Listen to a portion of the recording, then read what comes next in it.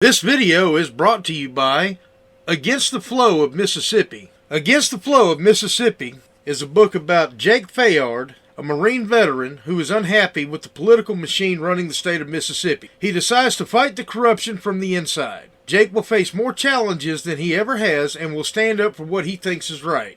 His notoriously hot temper will push him to the edge of murder, along with his friend and brother Kobe Barhanovich. Together, they will fight the system and give the power back to the citizens of Mississippi. Against the Flow of Mississippi is now available on Amazon. A link to the book will be placed in the description below. Welcome to History in the Eyes of a Southerner with your host, Anthony Allen. On this channel, we will take a journey through time and relate history to the contemporary eyes of modern America. I hope you enjoy the ride as I investigate and document the wonderful events that have shaped our present world.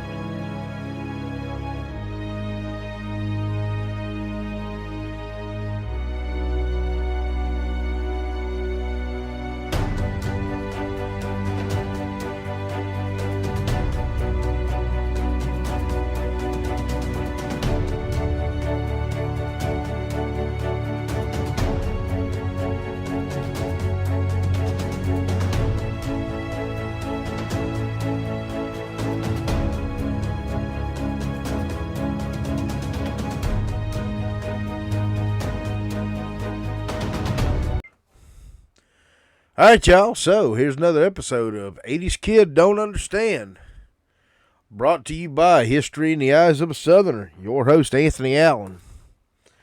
And I want to get this thing going here and just kind of give you an idea of something that I don't understand. Now, I do have a child. You know, my daughter is 15, almost 16 years old. And, I have friends that have kids that are teenagers that are in school, just like my daughter. My girlfriend, she's got a daughter that's, she's in school. And, most of my friends don't have private school money. So they're forced to go to the public school system. Nothing wrong with it. I mean, I'm a product of the Biloxi Public Schools there in Biloxi, Mississippi. I think I'm doing all right for myself. Granted, I do have a thirst for knowledge that I've kind of always had. But I'm seeing something in kids these days. My buddy here in Florida, he's got a 14-year-old son. My girlfriend's got a 10-year-old daughter. They go to two separate school systems. Both of them are here in Florida. And I have other friends that have this problem too. The problem is they don't seem to like school. Now, I've never been accused of being an egghead or a nerd. Well, kind of, sort of, I guess I have, but to a point. But I don't have a whole lot of formal education. Yes, I have gone to college. I did not graduate. Yes, I, completed school at 16 years old. Yeah, I couldn't wait to get out of school and take on the world. A lot of good that's done me. Goes back to, when you're 16 and you know everything. Yeah, I was 16 and I knew it all. I'm not going to lie to you. Turns out I didn't know my ass my hole in the ground. And I'll admit that. No problem. But the school system has changed over the last 20 years since I've been out of it. There's certain groups that have come up that when I was in school you didn't hear about.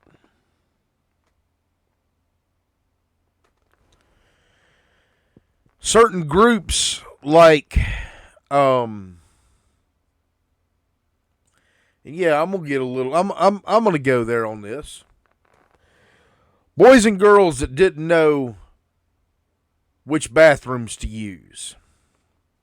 That wasn't a thing when I was in school. You know, if you look back to the Burt Reynolds movie Kindergarten Cop, where that little kid gets on there, and it was the funniest thing in the world. I guess that kid's about 6 years old back then, where he goes, boys have a penis and girls have a vagina. You knew if you had one or the other, which bathroom that you was going to go into.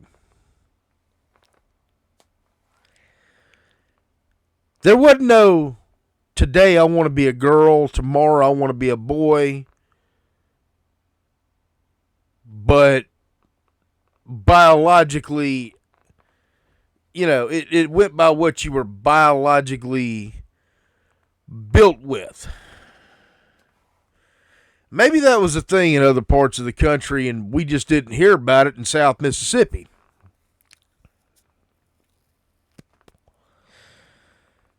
But,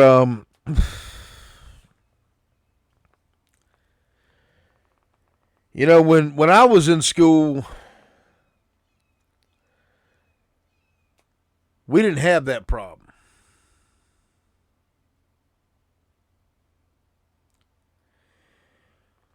We also didn't have participation trophies. Yeah, I'm going there. I'm going all there. We didn't have rewards for showing up because we were afraid of hurting somebody's feelings. If you showed up, like I wasn't, I mean, I was a lot more athletic back then than I am now, but I did bicycling and I did that by myself. There wasn't a bicycling team. I did my own thing. I'm going to tell you, in school, I was kind of a recluse. I literally talked to nobody to this day that I went to school with. Unless I run into them on social media, maybe in some of the groups that I'm in. In fact, the last conversation I had with somebody that acknowledged that I went to school with them was in jail. He recognized me. I didn't really recognize him till he said who he was, and I'm like, oh, okay, yeah, I vaguely remember you. And, you know, he was in jail. I was working at the jail. I was a correctional officer at the time. So, I mean, anybody who remembers me from school probably has a boring life today because I was pretty insignificant in school. Not that after school I've become more significant, because I certainly have not. I'm just a working stiff.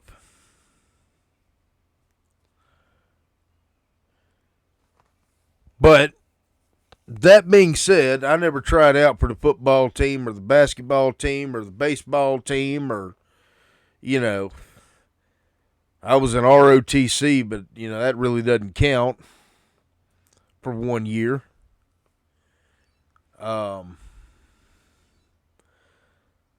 That's about it. I didn't really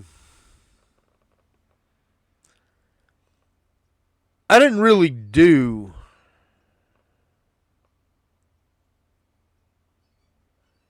much in school. And I acknowledge that. And that's fine. But let's just say for the moment, let's assume that, back then, me at 150, 160 pounds was going to try out for the football team. But I just couldn't run that fast.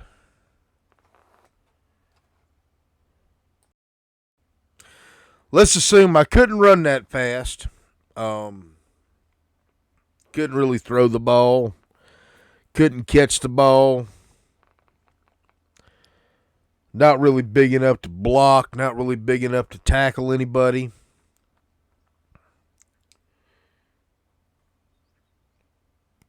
But I tried out. You know what that football coach would have said to me? Well, Anthony, we really appreciate you trying, but I really just don't think that it would be good for the team because you just don't possess the skill set that it would take to be on the team.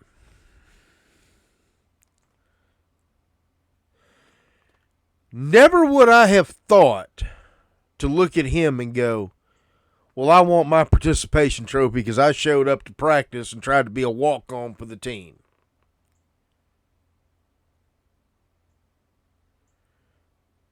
Or, you know what? Give me a jersey anyway just because, I at least showed up. That didn't happen. I'm sorry, you're not what we look for.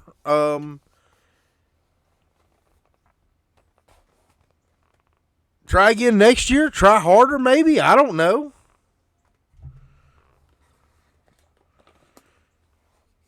Maybe work on a few things.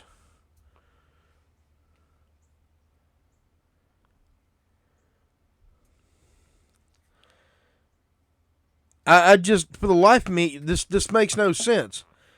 And I don't know how this participation trophy thing goes, because nobody's been dumb enough to walk up to me with one because they probably know what I'm fixing to say about it.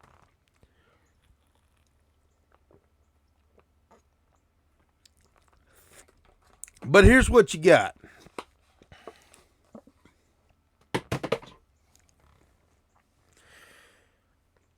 When you start handing out participation trophies, you start expecting less. Because you don't want to make the other kid feel bad.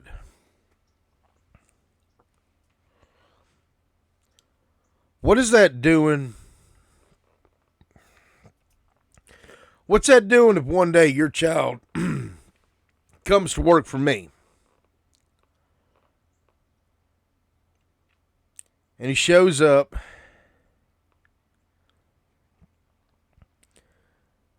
but he does the bare minimum.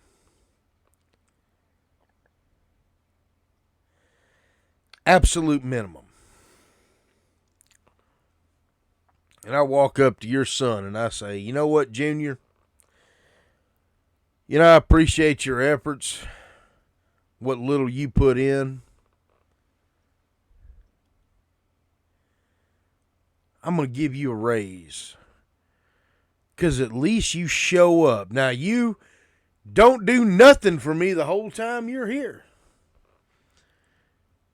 I might need you, and, you're living your shift in the break room instead of being where I need you to be, but I'm going to give you a raise. Is that how we do things in the real world? No.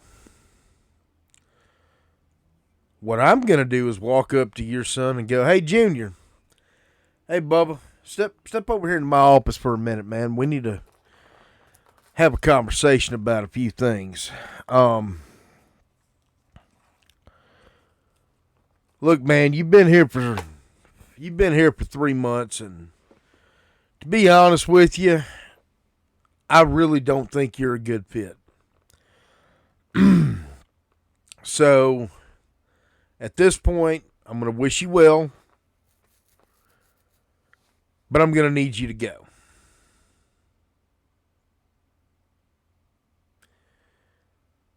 You ain't got to go home, but you can't stay here.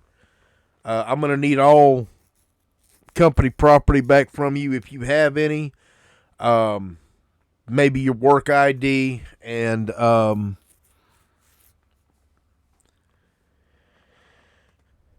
you can pick up your last check on Friday. Matter of fact, don't pick it up. I'll make sure it gets direct deposited into your account, provided all company property has been returned. Best of luck to you. Have a nice day. Okay? Are we going to be teaching our kids that kind of attitude from a supervisor, from a boss, from an employer is wrong? Because that's what it seems like to me. And for the life of me, I do not understand this stuff. You know, I work in the real world.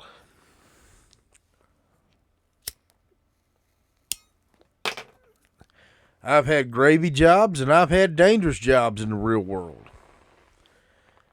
I've done jobs that, you know, some people have gotten killed from. Dangerous situation. Dealing with dangerous people.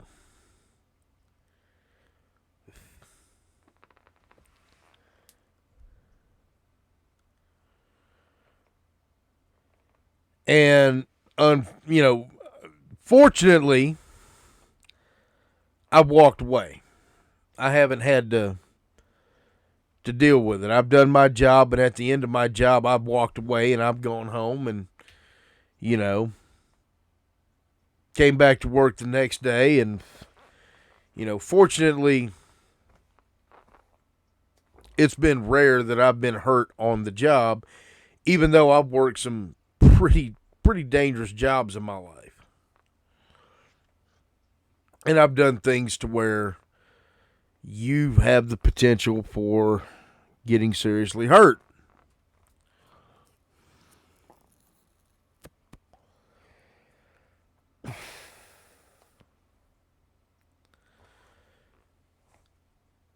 I need you, if your son's going to work for me, or your daughter's going to work for me, I need them at their best. Not minimum. I'm paying them. I hired them because I see something in them that I could use to benefit my mission of what I'm doing. I need them to be able to stand up and do what I expect of them. And if they're unable to do it, then I'm sorry it's not working out. I'm not the kind of boss, and I've been in supervisory positions before. I'm not the kind of boss that's going to ask anybody to do something that I'm not willing to do or haven't already done.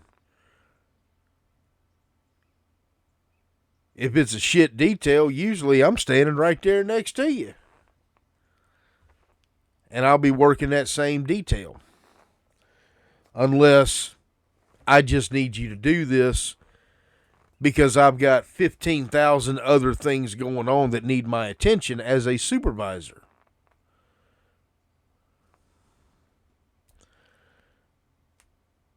I've supervised drivers. I've supervised other correctional officers. I've supervised, and with that comes supervising inmates.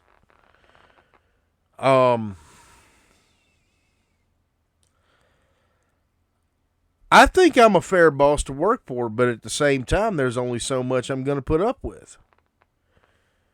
These are, you know, when you're in school, when you go to school, school is supposed to prepare you for either college or the workforce, or both. You have a set time that you have to be at school. You have to be at school until a set time, and then you can go home. Well, if you're working a job, I need you here at 7 o'clock. You can go home at 4 o'clock when the job is done, when the day is done.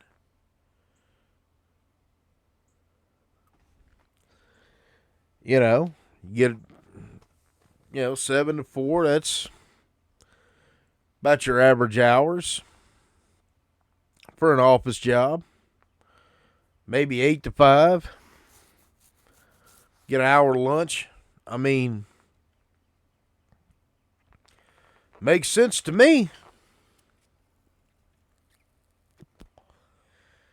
But a lot of these kids, they're coming into this and they're not understanding.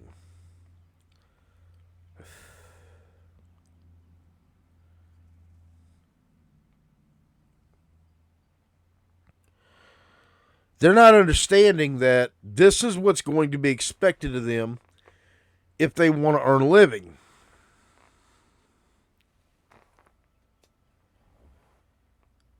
I could go move to the projects and I could go collect government assistance if I wanted to. Somebody'd have to show me how to do it because I've never sought out the information on how to do it. Never wanted to. I work for what's mine. I work every day. Matter of fact, I worked last night.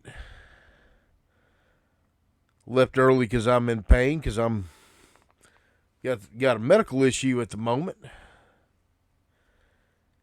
And I'm still in pain. I'm still aiming to show up to work tonight. That's my goal. I hope I'm able to make it. Because if not, I know I might be a little bit short on my bills. And that's not going to be good for me.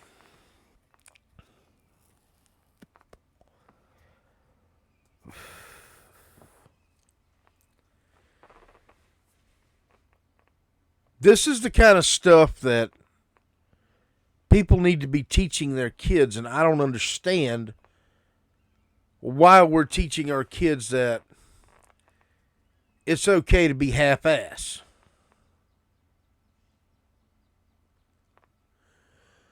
Another thing that we have now. Yes, I'm going there. These animals.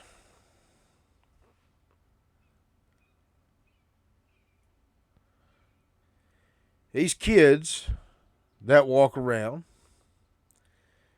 and they think they're animals. They got the cat ears and the cat tail, and I can understand that on Halloween. But these kids do it every day. And I haven't seen it for myself, but I have heard a rumor that they're putting litter boxes in the bathrooms now.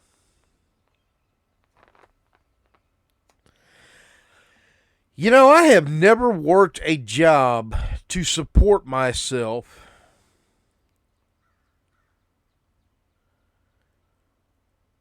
where there has been a litter box in the bathroom. I have never, when I went to college, and I went to college, I went to college at ITT Tech in New Orleans. I didn't go for very long because Hurricane Katrina kind of messed me up with it.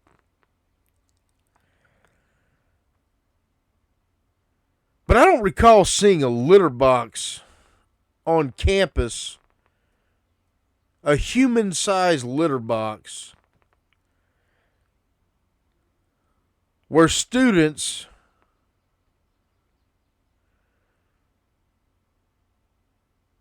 could go and do their business in a little box. We had toilets for that.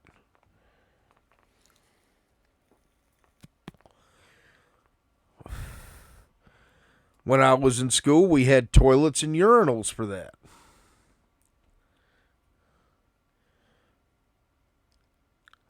Now, I've seen some pretty weird kids when I was in school. You know, we are talking about, the 90s.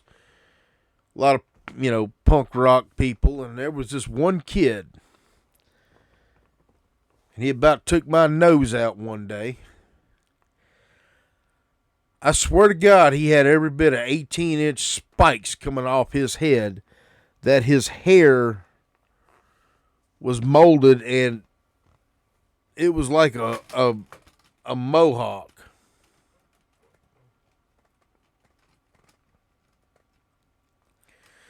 That was about the weirdest thing I ever seen. Don't know who the dude was. For all I know, the guy could be, for all I know, the guy could be working on the cure for cancer now. I don't know, and I'm not saying anything bad about him. Sorry, I'm trying to fix this because I bumped it. Oh well, I'll fix it later. But that was about the weirdest thing I had ever seen at school.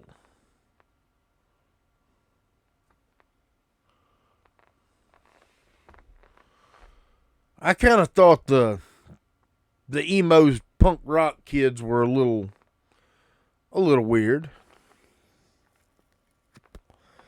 I didn't understand it.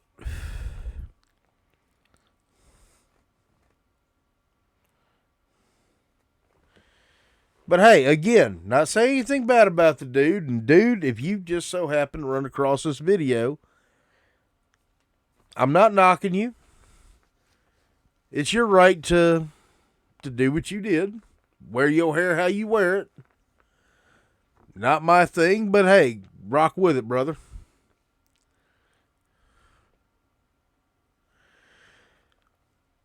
But I can't recall anybody walking around with a whole cat tail hanging off their ass and the cat ears and using a litter box. Things like that didn't exist back then.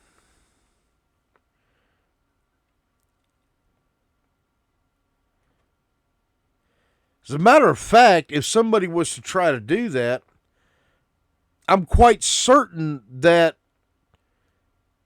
they would have been referred to a psychiatrist, because we understood back then that that was a mental disorder. And I do believe that it is.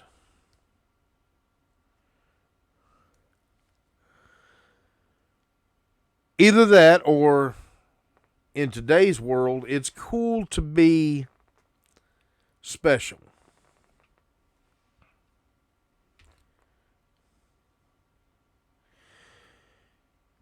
Transgender is a fad kind of a deal. Being a furry is a fad. It's cool. It's different.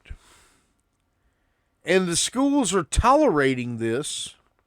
And I'm not saying anything bad about transgender people. Don't think this is not a hate channel. I'm not a one of those. Not a bigot.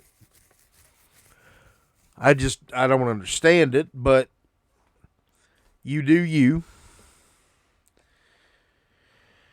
I support your right to do whatever you're doing as long as you ain't hurting nobody else.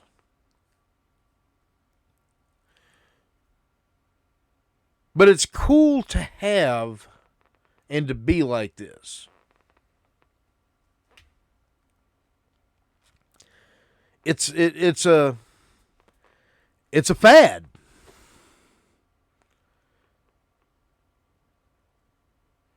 Just like when I was in school, Jankos was a fad. I never got into it.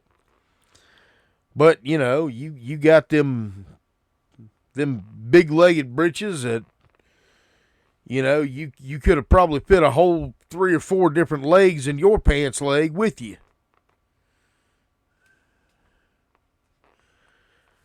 Yeah, that was a thing back then.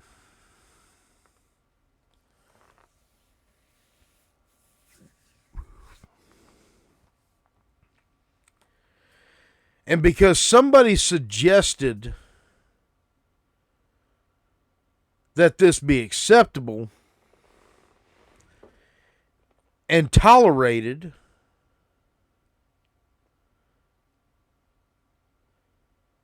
we're showing our kids that not only is it acceptable to be like this, which again, I don't really care what you do in your private life, but if somebody like me looks at you and goes, well, I don't necessarily agree with it. I support your right to do it. Do whatever you want to do on your own time. But at work, we're going to conform to the rules and policies of work. And if at work I say that you're going to wear a uniform, this is your uniform, this is what I expect, this is what the job requires, all of a sudden I'm the bad guy. We've gotten away from the accountability.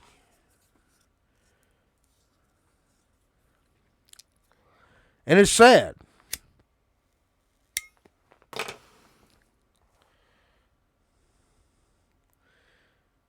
And yeah, I know it sounds like I'm just going off about school kids. This is just episode 1. There's a lot in this world that I do not understand. But I've gone on for about 30 minutes, so I'm going to go ahead and say thank you for watching. Y'all have a good day. Let me know in the comments if y'all agree with me, disagree with me, or whatever. Again, no hate. This is not about hate. These are just things that I personally don't understand.